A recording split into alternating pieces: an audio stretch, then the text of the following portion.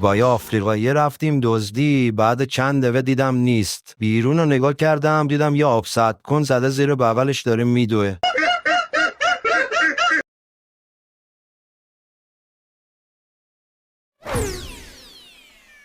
تو خراب کردی همه چیز و خودت توی که زدی زیر قولت.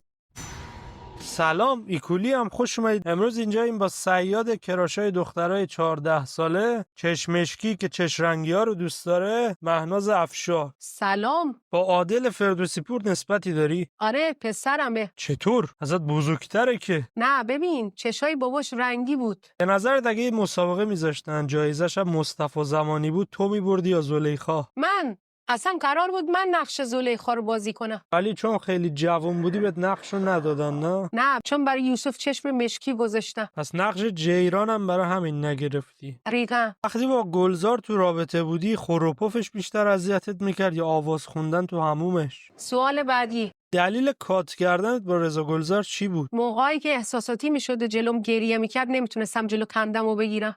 میدونستی این حست به بقیه تا حالا کشته هم داده؟ واقعاً؟ خب ما اینجا یه مکالمه ضبط شده داریم.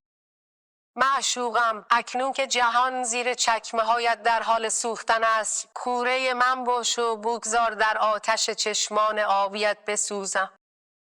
ببین اون داستان داره. رضا گلزار، بهرام رادان، عادل، دیگه به کی قرار پیشنهاد بدی؟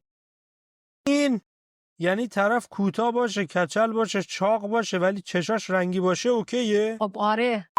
تو سلیقه. خب اینم از قسمت سوم ایکولی. مراقب خودتون باشید و تا یه روز دیگه خدا حافظ.